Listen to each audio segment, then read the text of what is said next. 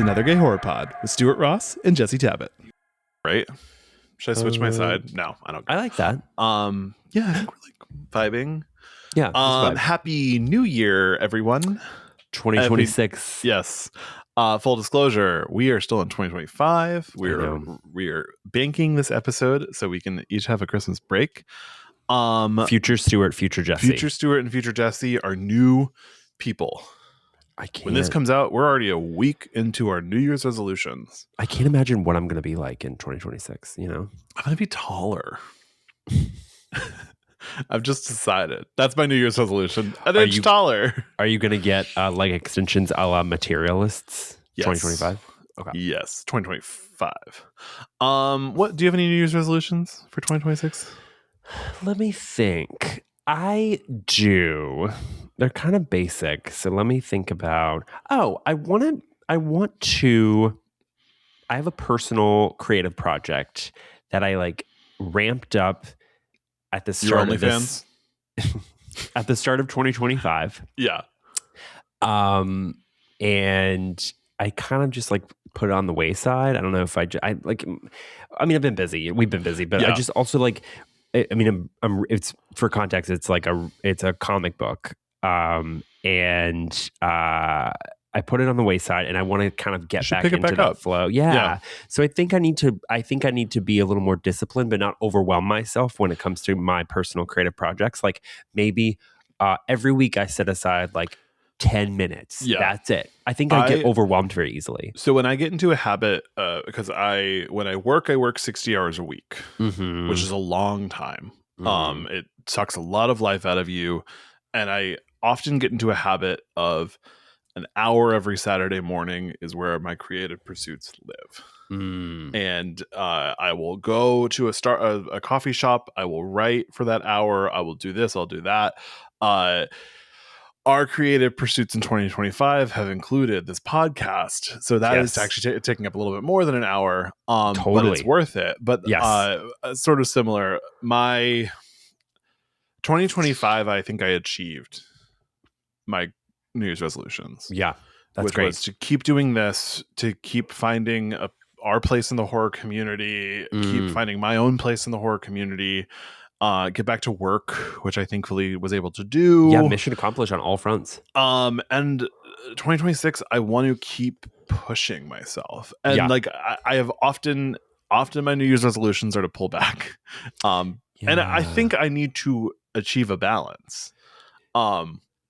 Whether that be working and then taking a few weeks off and working and taking a few weeks off. And like a lot of that's out of my control. Like I could be doing this job at the end of January and then never work again. I mean, I don't think that's going to happen. But fingers crossed. I want to keep filling myself outside of work, which is Gay Horror Club, which is another gay horror pod, which is finding new ways to be a part of the horror community, including picking up some scripts that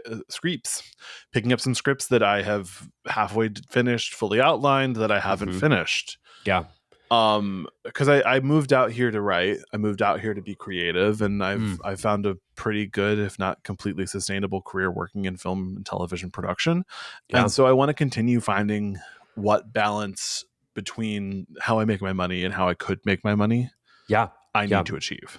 I think that's a constant in this city, at least, or even if you're a creative working anywhere in the year 2026, that's a constant sort of like, I'll speak for myself. That's a constant search of how can I work-life balance, create personal project balance. Yes. And I think, so let me say this, instead of having a specific, like I'm going to do X, Y, Z, I think I just need to be a little more disciplined about goals that I set for myself. That's what I'm saying. Honing the balance. I think like manageable, I think not finding manageable. And like that's why I do a lot of I'm a power hour boy. When I'm busy right now, I'm working. I let myself work an hour every weekend day. You're power bottom. I'm a power. No, I'm not. I'm a side diva. Side top. Pro side podcast. Yeah, famously. But no, I think 2026 is going to continue to. I think 2025 was our year. Yeah. I think 2026 is going to be our year again. It's going to be our year Plus. times 2. Our year, and I squared. think pulling this podcast together, and I mean, we started this year as like it started to feel like it was connecting. Yes. And like the first time I really actually felt that was our first episode of 2025, which was we posted like our top 5 movies, and we all of a sudden had a bunch of downloads, and it started to, it was like minuscule compared to where we are now, which is minuscule to where we'll be at this point next year. Right. But it is starting to, we have our Patreon subscribers. We have an amount of followers that's really exciting. We have subscribers on Spotify. We have subscribers on iTunes, and all of that is huge and impressive, and we should be really proud of ourselves. Yeah, I agree. I think, I mean, baseline, it's just the fact that anyone is listening to us gab about our gay experiences and horror opinions is like wonderful. And the fact that it's grown is extra wonderful. It's exciting. It's fun. I love doing this. It's my favorite hour every week. Not my favorite hour. I have to give my favorite hour to my husband. I was gonna say Eagle time, baby. No, it's just like sitting next to my husband silently watching Heated Rivalry or whatever show we're watching a month from now when this episode comes out. And we're gonna get to something else too. The Evil Dead. That might be my worst transition ever. No, it's not. The Evil Dead 1980. Do you want to tell me some facts about The Evil Dead? I would love to tell you some facts. First of all, wait, did I just fuck that up? It is 1980, right? The Evil Dead. 1981, excuse me, 1981. 1981. Let me start by saying this. There's no shortage of fun facts for this movie. Like, I'm a girl who loves to dive into the IMDb trivia page, and this one is lengthy. So I rounded up maybe too many fun facts. We'll start with the cabin used as the film's set was also the lodging for, this is a nightmare for you, was also the lodging for the 13 crew members with several people sleeping in the same room. So planning sort of around that and dealing with emotions was probably fucking awful. Also, the cabin is very small. Like, if you see this movie, it's like she's a tiny. And I think, from what I could gather, it just added to the movie's like atmosphere and like tension, which I guess is like good, but I guess also miserable. The crew feels claustrophobic, and then the movie itself feels claustrophobic. Yes, so that relates. And just following up on that, the original script called for all the characters to be smoking pot when they are first listening to the tape, when they're listening to the tape of the dead. Archaeologists, recite the book. Sumerian. The actors decided to try this for real, so they smoked pot IRL, and the entire scene had to later be reshot due to their uncontrollable behavior. Laughter. So just imagine 13 crew members all living in this house, dealing with stoned actors. Next up, the opening sequence of the evil moving over the pond was achieved by having Bruce Campbell push Sam Raimi in a dinghy while he filmed the shot. I think a lot of that happened on this. Like, the actors leaned in to help when you Sam have and his team. 13-person crew, any actor who's not currently on camera is also a PA. Yeah. Oh my God. Speaking of PAs, wait, this is crazy. Joel Coen of the Coen brothers. The Coen brothers was an assistant editor on this film. Ooh. So not a PA, but speaking of assistant editors, not PAs. Yeah. That's cool. They edited this in like Detroit, I think. Yes, that sounds right. They filmed it in Detroit. That's a bonus Stewart fun fact. They filmed it in Michigan. And you could see there's Michigan State, Michigan University attire in the movie, one of the characters. Just a couple more facts, because these are definitely worth mentioning. Sam Raimi originally wanted the title of this film to be Book of the Dead, but producer Irvin Shapiro changed the title to The Evil Dead for fear that kids would be turned off seeing a movie with a literary reference. Yeah. Which is sad. I'm going to say that's a good point, though. I know, but it's like, that's so sad that our society has to be like, oh, books? Thanks. There's a James Bond movie called License to Kill that was originally going to be called License Revoked. But they were worried that American audiences wouldn't understand what the word revoked meant. No. So they just were like, License to Kill. I thought you were going to say American audiences would be triggered by the DMV, by their DMV experiences. License to drive, mama. Yes. And last but not least, the white liquid that often emits from the possessed after they're injured or maimed. It's not cum. Okay. It is, however, 2% milk. I'd rather have cum. I'm not a milk boy. Yeah, it's pretty nasty. See, I mean, I read that Sam Raimi chose to do it just for shits and gigs, and also to avoid getting in like unrated or NC-17 rating from the red. MPAA. Yeah, and there is a lot of blood in this movie still. Yeah, I mean, actually, I think this was released as like unrated, or I don't think NC-17 movie. But yeah. So, but yeah, 2% milk everywhere. Yeah. So that's just a Saturday night. And this is just, I mean, these facts that I've mentioned, this is just a taste. Yeah, so girls, if you're interested in learning more, pack a lunch and head to the IMDb trivia page, because there are some wild stuff lurking in the. And this is one of those movies that is sort of a love letter /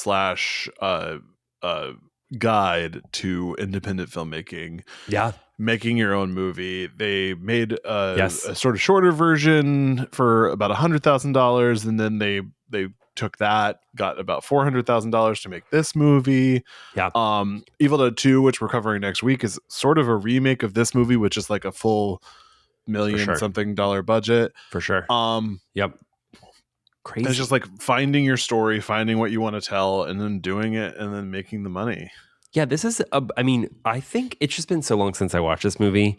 And I really forgot how much like talent is on display in terms of, I mean, all the actors are so committed, but the props, the practical effects, it's just like so impressive. The dead considering prop is really impressive. It's really impressive. It just looks real. It looks like it's because it's supposed to be made of flesh, and it looks made of flesh. Like it's a lot of care went into this movie, and that's, you sort of get excited when you're watching a movie that is rough around the edges. Yeah. It's sort of Halloween-esque, where it's like it is the teamwork combined with the vision of an auteur. Yeah, really came together to just make this special great movie. Which I hadn't seen this movie until last year. Really, The Evil Dead is a franchise I'm into now. Yeah, I've now seen all but the third. So Army of Darkness. In 2 weeks, you'll get to hear my first thoughts about Army of Darkness. It's fun. It's fun. But I don't know why this. I think sort of in the realm of Hellraiser, which is another franchise that took me a while to get to. I think I thought it was going to be too intense for me. Oh. Because I knew it was bloody, and I knew it was gross, and I knew it was dirty, and I'm kind of like a clean boy. Like I'm a Scream. And this movie, I mean, it starts with this beautiful tracking shot, which you told me is being pushed Bruce in a Campbell dinghy. pushing Sam Raimi.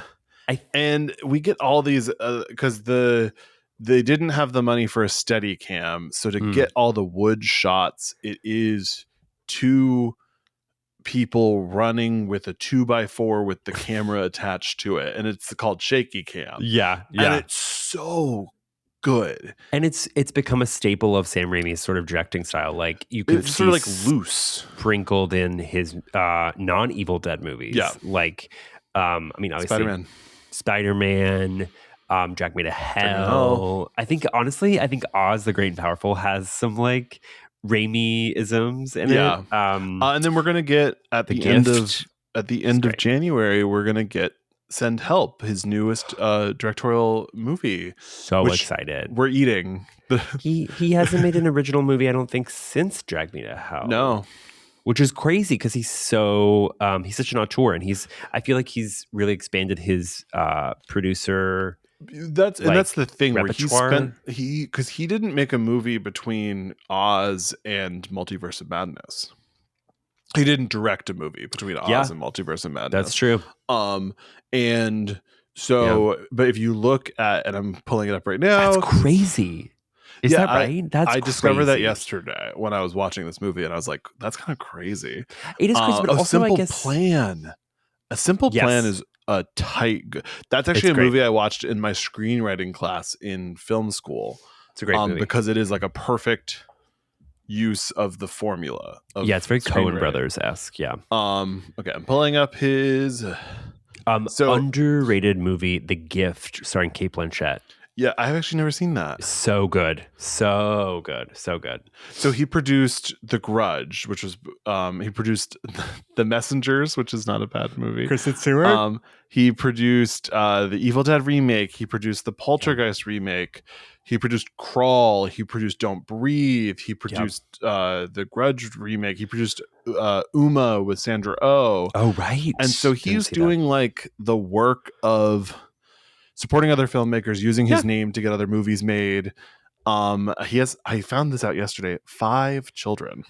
He has 5 kids. And so part of me is like, maybe he just needed that time to like raise those children. Yeah, dude, directing is hard. Like, I mean, I think especially, it's such a young man's, I feel like it's such a young person's, I heard Clive Barker say it's a really like young person's career path, just because as you get older, being in charge of hundreds of people it's to bring together work. a vision is like a lot of work. So he has 5 kids all by the same person or different people? His wife, who I think he's now divorced from, but wow, but then he did, so he executive produced Evil Dead Rise. Yes, but then he's producing Evil Dead Burn. Okay. Which is a distinction where it's like, if you are a creator of a property but you're not actually directly involved, you get the executive producer credit. Right. So I think he was involved in Fede Alvarez's remake, and he was involved. He's going to be involved in Sebastian Vaniak's Evil Dead Burn, but he actually wasn't directly involved. I think he signed off on Evil Dead Rise, but I don't think he produced it the way that you would. I love Evil Dead Rise so much. I love these movies. I love the series. I think it's so easy to put your own spin on, which we've seen with Fede Alvarez, which we've seen with Lee Cronin, which I'm wholly believe that Evil Dead Burn is going to blow everyone's mind. It's just like that director is like, I've only seen one of his movies. He might have only done one feature, but it's so fucking gnarly. Sebastian Vaniak? Yes, it's called... it's Infested. It's the spider movie. Yeah. Okay, so I am gonna. I will. Horrifying. Could that be a? Wait, hang on. I'm pretty sure it's could Infested. That be a commentary we do? Yeah, actually, that'd be because I'm great really commentary. scared of spiders, so that might be fun to watch me watch spiders. It's horrifying. It's so scary. That's going to be one of our commentaries this year.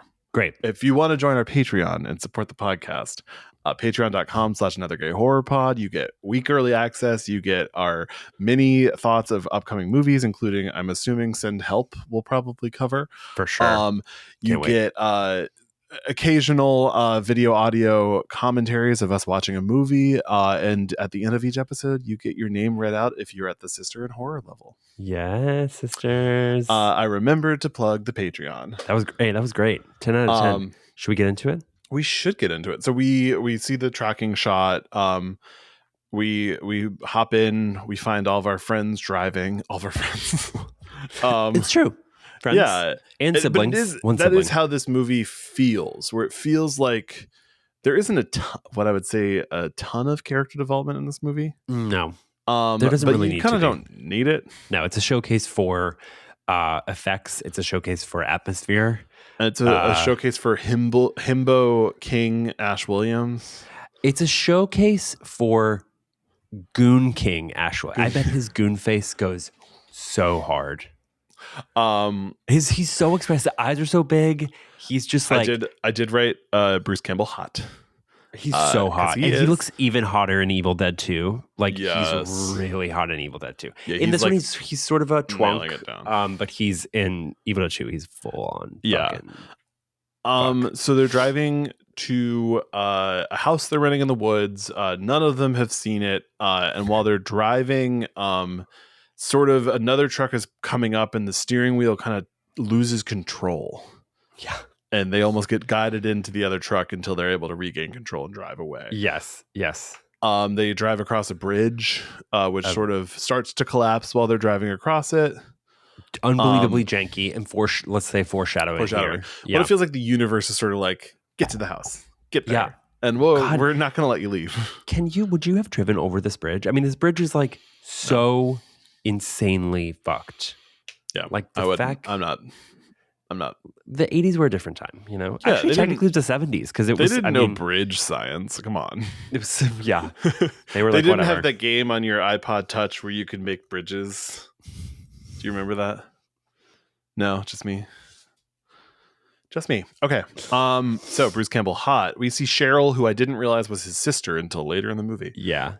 She's drawing a clock, and then the clock stops, and then her hand sort of becomes possessed. Yes. Yeah. We really kind of get into this movie fast. We do. I think from the first like 5 minutes or so, I think as they approach the cabin, like we see the porch swing, it's sort of swaying, and then as they walk up to the door, it stops. And it's making this noise where it's like so you kind of gather that there's like an energy around the cabin that's waiting to be unleashed. Ooh, did you like that? I did. Unleash it, mama. Unleash it, honey. So we go to them all eating and drinking after we see Cheryl drawing a clock. Yes. And then the wind blows and the cellar door blows open. Yes. Which so much wind in this movie. There's a lot of which the wind Sam Raimi is the loved. sixth girl. The sixth girl. The wind was based on my research. Actor. The wind was a paid ass actor. I don't actually know that it was, but like I don't know how many people were actually truly paid, but the wind was definitely free. I don't have any access to the deal memos on this, so I can't tell you who got paid and who got what. But back to your budgetary information, you said 300,000, 400,000. I think I sort of made that up, but I think it was not wrong. Hang on, I'm gonna look. Do you know what's crazy though? So that is the ultra low budget rate. Still, it's $375,000, which is more money than the movie I coordinated this summer. So wait a minute. So with inflation, what is that? That's a lot of money. It's like $1 million. Yeah. That's a lot of money at this time for this low budget of a quote unquote low budget of a production. Yeah. And so this movie premiered in 81, but didn't get a full theatrical release until 83. Right. Yeah. Right. Which people loved. It made $29 million, which is a lot of money. That's a lot of fucking money. Yeah, it is. To quote me, Stacey Lane Matthews from RuPaul's Drag Race season 3. That's a lot of fucking money. That's a lot of fucking money, bitch. And she was talking about only $75,000. And she was talking about the Evil Dead box office returns. The Evil Dead box office returns. Yeah. So Scott goes into the basement, and he sort of is radio silent. Ash is calling for him, and you don't hear back. So Ash goes and joins him in the basement.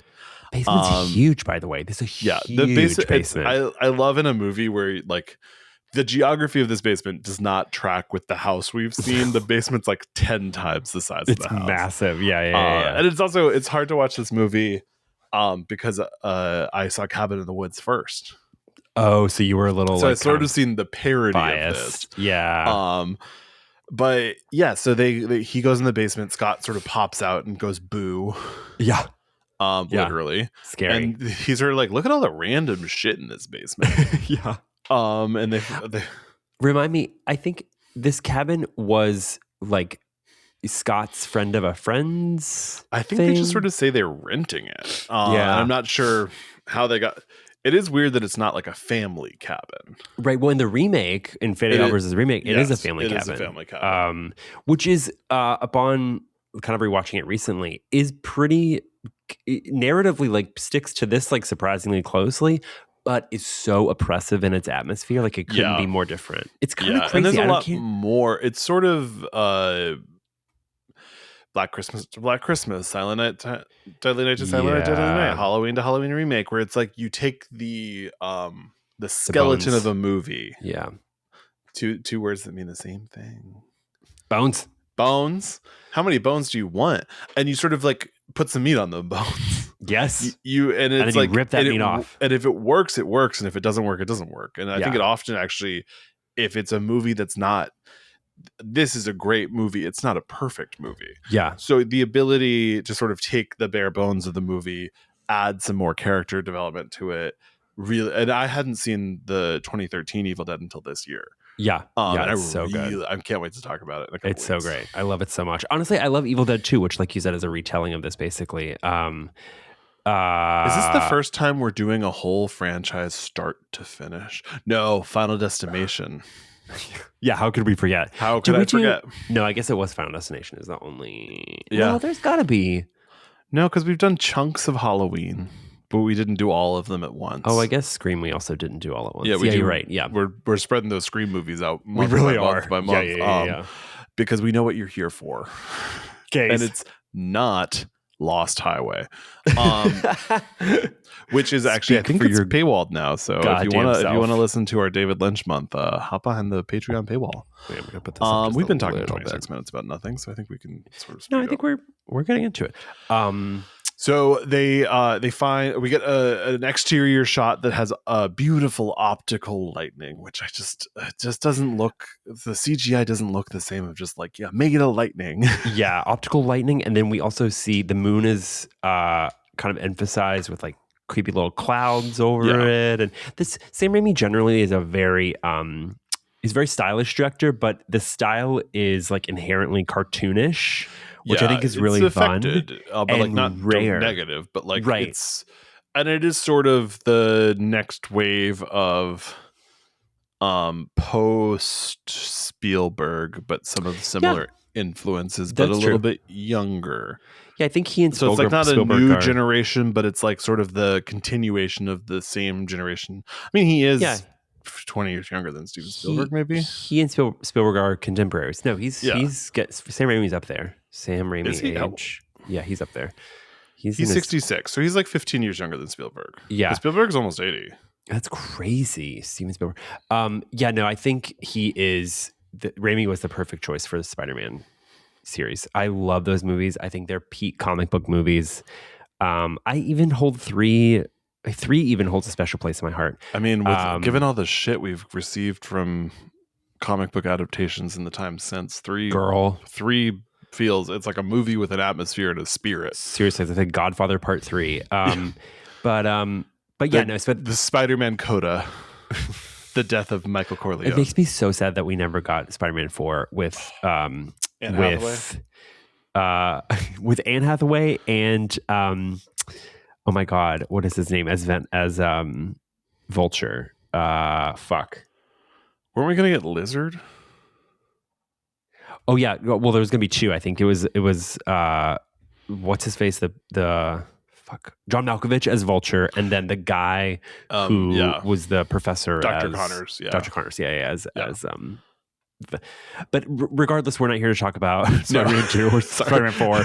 Don't you like how like 2 minutes ago I was like, we've been talking forever and we're like a minute into the movie and then now we're talking about Spider-Man. It's relevant because Sam Raimi is a genius. First new episode of the new year. We're gonna tangent. We're gonna get into it. The tangent boys will tangent. Yes. So Ash, does he give Cheryl a necklace? Why is he giving Cheryl a necklace? It's his girlfriend. Cheryl's his sister.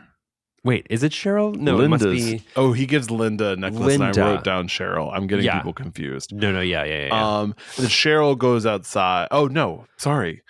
They bring up the Book of the Dead and the incantation tape and are playing it. Yes. And Cheryl really doesn't want to hear it because why would you want to hear an incantation in a language you don't know? Right. And then. Can I just say, I also think Cheryl is like has some like ESP thing happening where she is sensitive to connected to the book. Yes, well, she's connected to just generally like spirits, the other realm, the Deadites. Oh my god. So they're playing the tape. She tells them to stop it. They stop it, and then they start playing it again. Yeah. And then a tree branch flies into a window, and they stop playing it for good. Yeah, but we see like the woods sort of come alive. There's like fog that's kind of coming up from the ground and or smoke, I guess you could say. Yeah. And like, there's like, we see red lights under the leaves and it's so fun. It's really, really fun. Yeah.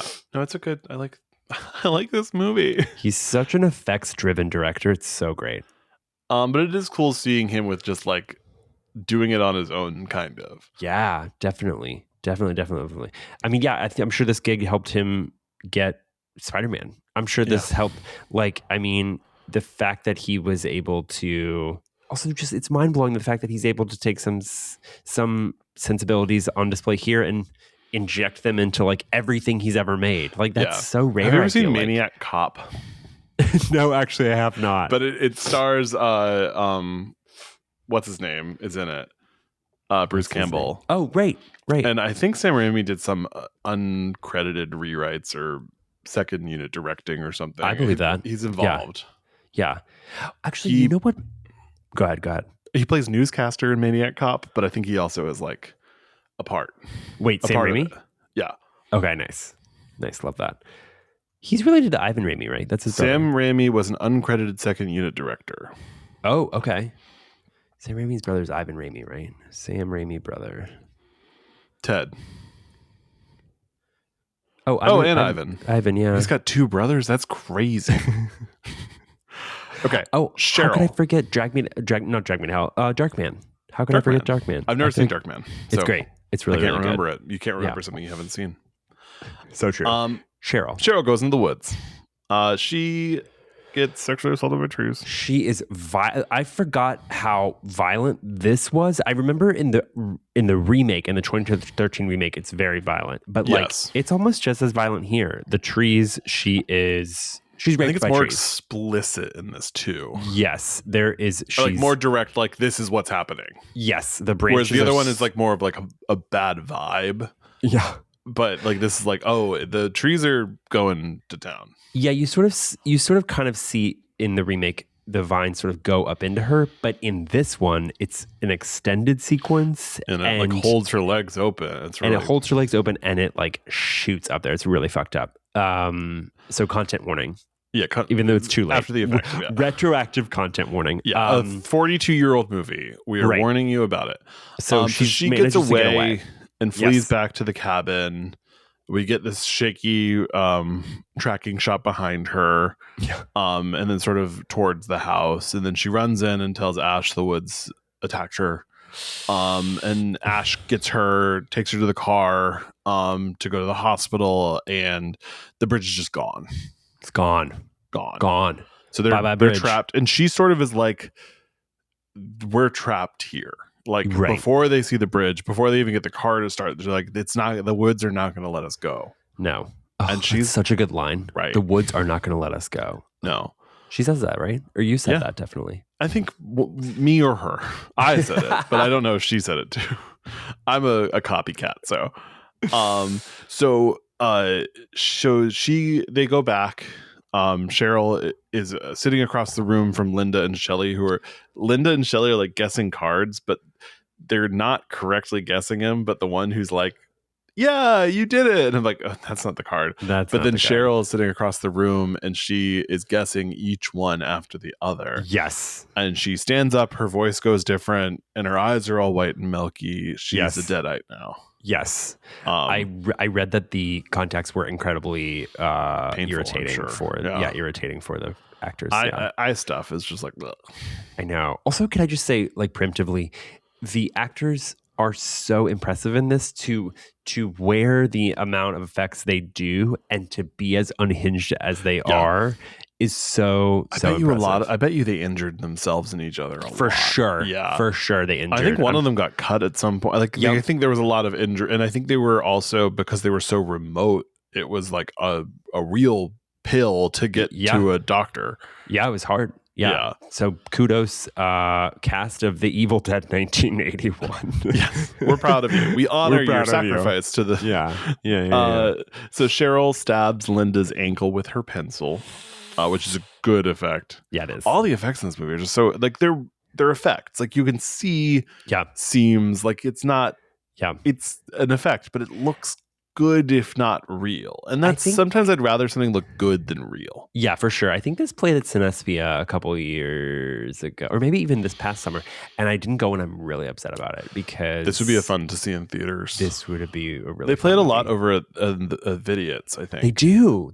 Yeah. I think Sam Raimi's a Highland Park girl. or like I believe that. I think he lives in that area because I think they play a lot of his movies there, and I think he just pops in sometimes. You know what? I bet with Send Help coming out, I bet we're going to see a ramp up again of showings. Yes, which to remind everyone to send help. Yes, yeah. So she throws Ash across the room. She throws ass as well. She throws ass. She's Ash takes a beating in this movie. It's fun to watch a man get a beat. Yeah, Sam Raimi loves to drag his characters through fucking hell. Drag him to hell. Just Bruce Campbell. And then Scott knocks her down into the basement, and they're sort of able to like chain the door closed. Yeah. It's fun. She's sort of from this point on, she's sort of like the old men in the Muppet Show, where she's like removed from them physically, but always there to like read them. Yes. She's like, you suck. I hate you. Yeah, it's a great I bit. can't touch you. I'm far away, but like, you're terrible. Yeah, it's really funny. It's kind of perfect, actually. It's perfect comedic relief. And in the 2013 iteration, it's turned into a horror, full-on horror. Like you have Mia, oh my God, what is her name?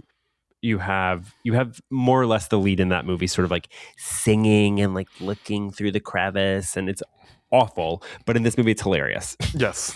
It's really fun. It's fun. It is fun because this is a horror movie, and then the sequel is considered a horror comedy. But it's I think it has a sensibility that is at once can be scary and can be gross and can be funny. And like, I think a lot of movies have trouble existing in that space. Yeah. I mean, we've discussed horror comedies previously. You're not a big fan, but I think if a movie really lands the plane, I think works. This is different. Yeah, I think horror movies with comedic elements rather than like comedy horror. No one wants to have fun anymore. Kristen Johnson, Sex and the City quote. Yeah. Nobody wants to have fun anymore. Falls out window. Yeah. And honestly, so she was talking about the Evil Dead when she was talking about the Evil Dead. So Shelley is paranoid. Shelley is Scott's girlfriend. Yes. And she's looking outside at the sort of unseen forest demons rushing through. Something blows through the window right at her. Scott and Ash go to find her, and she wakes up and she's also a Deadite. Let me ask you, do you think how do you think the Deadites are able to get inside? Do you think if they're sort of scratched or hurt, that allows them then I think as people get more scared, they're more susceptible to being possessed. Because I think like there's a reason it goes after Cheryl first, and it's because she's the one who's the most connected to the woods. Well, connected to the woods. She does get raped by the woods. Yeah, but I think the reason it targets her and the reason it scares her into the woods and the reason it attacks her in the woods, I think is because she's psychically connected at some level and is able to go after her. And then Shelley is at this point the most scared of it. So the blows through the window, knocks her off her feet, and now she's a Deadite. And so it is like Scott gets attacked by her and he knocks her into the fire and then pulls her out, and she like thanks him for pulling her out because the hot coals were burning her pretty flesh. This is nasty. Like the lines are good. Like it's just like it's a creepy vibe. And I think the reason I love this series is that the evil or the villainy on display is like pure evil and pure chaos, and it's unpredictable. And when faced with that, like it's hard to combat something that is so oppressive and it's chaos. You know what I mean? Like there isn't really an immediate answer as to like how do we get rid of them. Actually, yes, there's like dismemberment, but even still, it's like we don't know. There's an unforeseen, bless you. There's an unforeseen like entity all around us, and well, it is. I think because we're coming at this franchise with a knowledge of sort of outside of the franchise and then from the other movies, right? And I feel like when you first watch this movie, you just don't know anything that's happening. Like you don't know. I don't even think they call them Deadites. It's chaotic. I'm just using information that I have from future movies. Yeah. So it is like it's good, and then just like it slowly takes over as an infection of all the people, and And then so Scott cuts her wrist, and then she bites her whole hand off. Yeah, that was wild. For purely, it seems like no reason other than to just gross everybody out. Yeah, she's like, two can play that game. She's like, you guys that think you ain't seen nothing yet, and then she bites her arm off. And then he takes the knife that she was holding with her hand and stabs it into her back, so her hand is stabbed into her own back.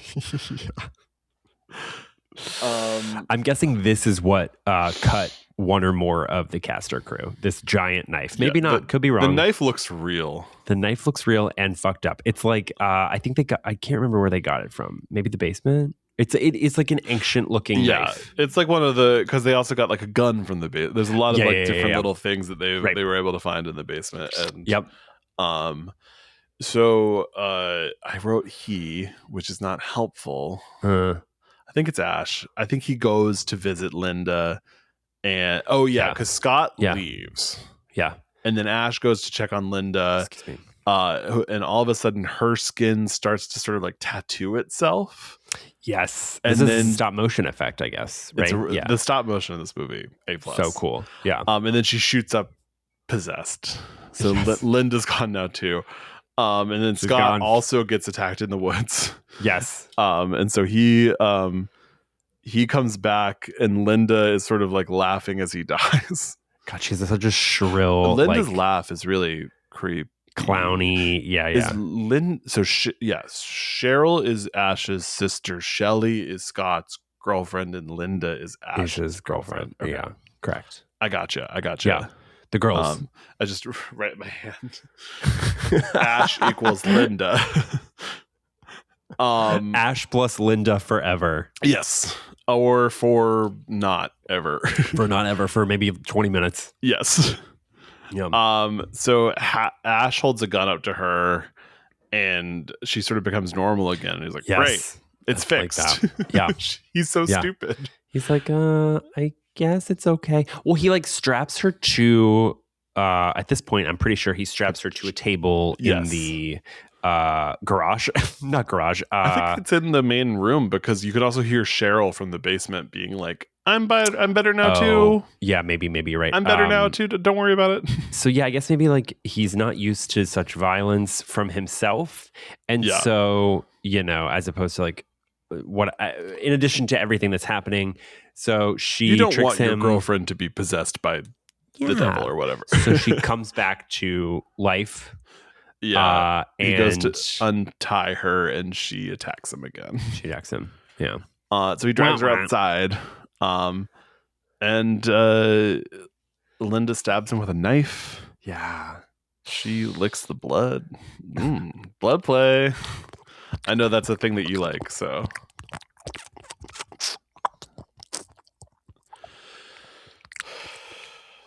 Okay. Sorry, your mouth noises, they've really upset me. It's okay. I know our listeners love them. So yeah, every week the people just respond, Stuart, stop bullying Jesse's mouth noises. Don't think I haven't forgotten about that poll that was like, should I make more mouth noises? So we actually never ran that poll. I just was like, he loses. Okay. Well, I think I ran it on my own personal account. So I'm telling myself that people said that they wanted more. Yeah, they love your slutty little mouth noises. This is pretty much, imagine this times a million. This for is Evil Deadite noises. It actually kind of sounds like the woods too. Yeah. Okay. Yeah, where do we go from here? Linda and Ash fight Cheryl, reaching out from the basement, grabbing his... Linda and Ash fight, period. Yes. Cheryl's grabbing his leg from the basement. Yes. He pushes Linda down, and she stabs herself with the knife. He goes to dismember her with a chainsaw. No. With a chainsaw? Yeah, there's a chainsaw in this. Wait, really? Oh, I must have been looking away. He doesn't actually do it, though. Oh, okay. He pulls the chainsaw out and then has second thoughts and is like, I'm just going to bury her. Yes, that's what I was... Okay. But it's a little teaser for part two. Yeah. And so while he's burying her, Cheryl breaks out of the basement. And this is just... This movie... The rest of the movie is chaos. It's chaos. It's almost hard to explain because... It's just so... Everyone is so uncoordinated. They're flying around. And they all kind of look the same. They do look the same. Especially with the Deadite makeup on. Like, Cheryl Sherry and Linda, I'm like, well, the same person. Yeah, we really can't undersell the Deadite makeup because it's so like Good. identifiable and like just caked on and like nasty, and they're wearing contacts and they're like it's just blood and blood and milk people, milk 2% milk, not even skim.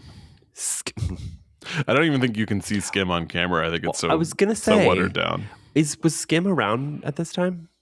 I mean, I grew up drinking skim. Yeah, but this was 1981. I don't know. I'm only 8 years younger than this movie. 1979. Okay, wait. When did skim milk? When did skim milk come out? Wait a minute, this can't be right. The 1590s. Skim milk wasn't so much invented as it was a byproduct of that's buttermilk. Okay, wait a second. It gained commercial traction as it was a often health dumped until the 1920s. Okay. So in the 50s and 80s, it gained commercial traction as a health drink as fat became a concern. So let's say, yes, skim milk was freshly on the market. But not in this movie. So I think that was I think we can mark that as a tangent corner. Okay. So... Yeah. He's burying her, and then she sort of gets out of the thing, rushes at him. He accidentally dismembers her head with the shovel. And then it's funny because like the body's moving around and then the head's like, yeah, so good. So he flees back in and then finds that Cheryl escaped, and then she attacks him and gets her outside, locking all the doors, and he sort of like smashes her fingers too. Yeah, good. Good. The finger effect was good. Creepy. It's so fun to see them get injured. See the Deadites get injured because their reaction is like comical, right? It's like, I feel like finger prosthetics are hard because it's there's a weight to them, and then there's bones, and it's mostly bones, and also presumably you're not wearing a glove. I would imagine they had them on a stick. Most or of her something, body is out of the door, so I think it's just the fake hand. Yeah, right. Because she's on the other side. But I think it's just like even still to get the weight and the like physics of hand bones correct is hard. It's like if you're cutting off a leg, like right. I don't know. There's one bone, right.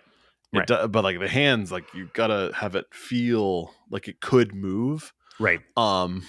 And they achieve that. They achieve it in spades, which is a kind of card that Cheryl would have correctly guessed earlier in the movie when she was exhibiting her Deadite powers. What a reference! Wow, we're really good at this. We're so good. The walls drip blood, and then the pipes leak blood. Yeah, projector starts up, which is also dripping blood, and I was so really into the movie, and I can tell that because my words are nothing. There's no punctuation in this period. Ooh, it's giving Necronomicon. Yeah, it's giving Book of the Dead. He goes through the houser. What? He goes through the house is what I was trying to write. You should screenshot this and post it. I don't know. People don't see how bad I am at typing when I'm really excited about watching a movie. That could be the caption. But then he gets attacked through the wall by Cheryl, and then he blows her jaw off with the shotgun, and then Scott wakes back up. And this was, I was like, I thought Scott was just dead. I didn't think Scott was going to become a Jedi. Pretty bad. Yeah. And then Ash puts his own fingers through Scott's eyes, which is really gross. Always a nasty effect. Yeah. Which we saw plenty of in Black Christmas 2006. I think Sam Raimi likes eyes. And I'm not going to elaborate on that because I don't have any evidence to present right now. But I think there's eye stuff in Drag Me to Hell. Oh, yeah, for sure. Well, eyes generally are, the windows to the soul. The windows to the soul. He does that really, really bad third eye effect in the end of Doctor Strange and the Multiverse of Madness. God, I'm telling myself he didn't direct that part. I'm blaming him. Because isn't that a...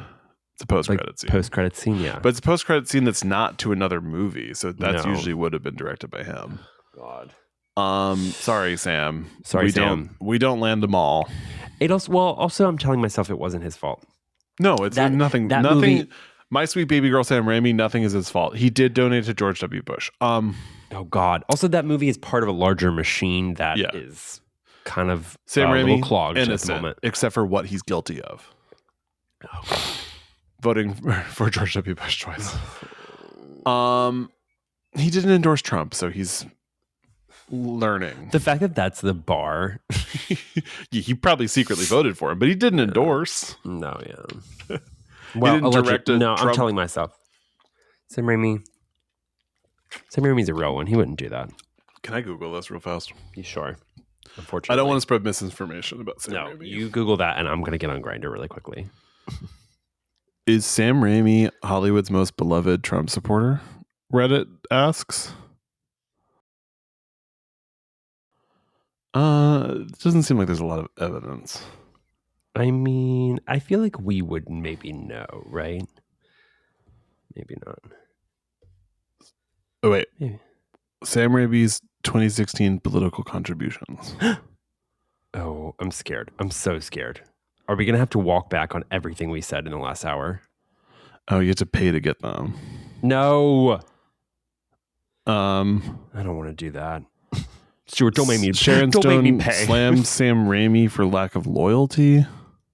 Stuart, don't make me pay to see Sam Raimi's political there's nothing Trump really. I I don't think there's going to be evidence. Okay, what do John Tester, George Harrison, and Sam Raimi have in common? Ignorance is bliss, baby. I don't know. There's just not a lot of I think the lack of evidence of him endorsing Kamala or Hillary or Biden or sort anyone. I don't know. You know what? We can separate. Maybe he just doesn't vote. Maybe Michigan people from Michigan don't vote. He just gave money to George W. Bush. You know what? I think it's fine. I think it's fine. Maybe after he did that, he said, "I'm not going to do this again." Generally, he knows well enough to not talk about it. Yeah, maybe he should. Take and maybe that's the win. Let's finish this podcast. Now that we've gone on the weird 3-minute rant where I'm trying to find if he endorsed Trump, but I don't think he did. We can see the light, so let's get to the light.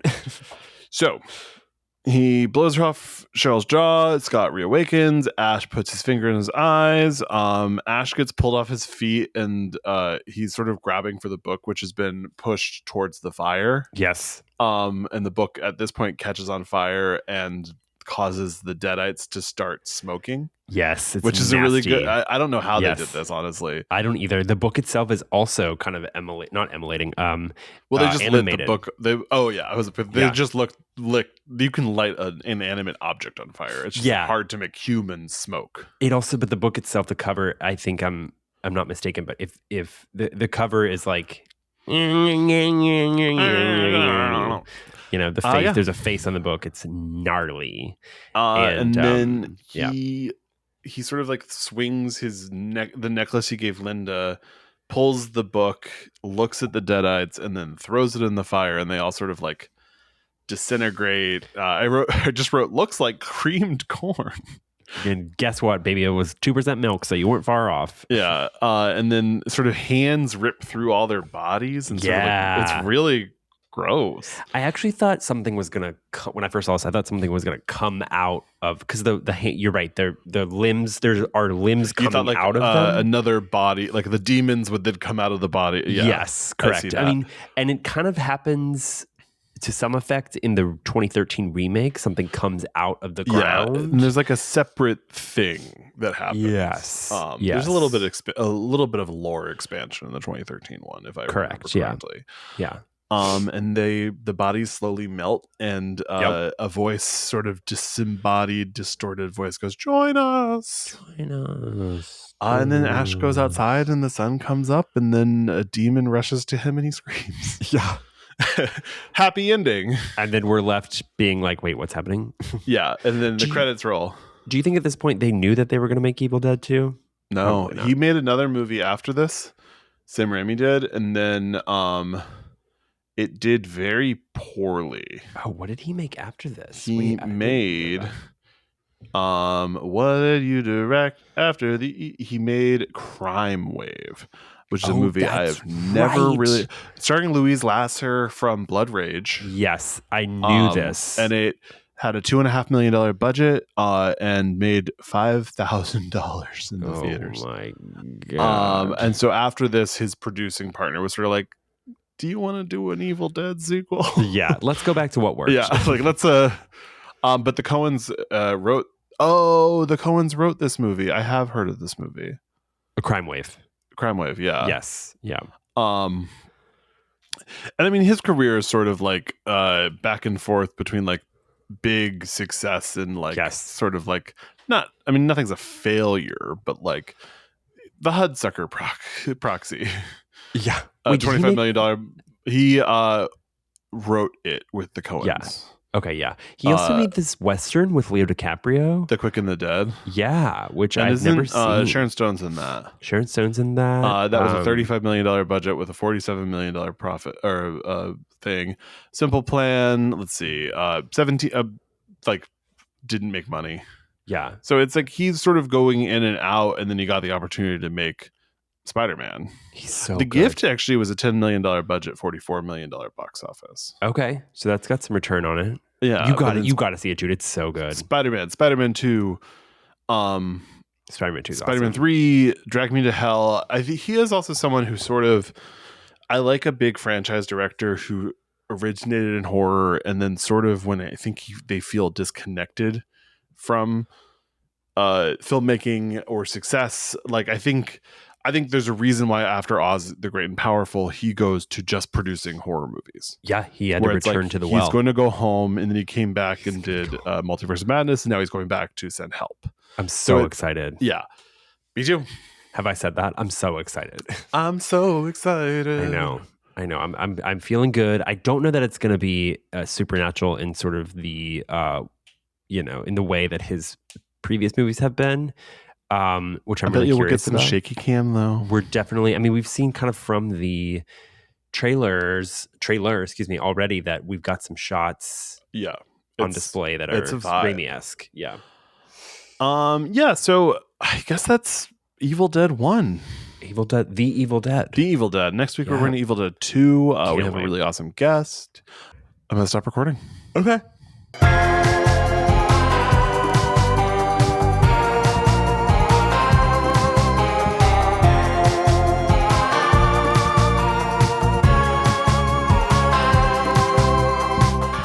This podcast has been presented and produced by Stuart Ross and Jesse Tappet. Edited by Stuart Ross. All recording equipment provided by Photo Booth Productions. To support our podcast, join us at patreon.com/anothergayhorrorpod.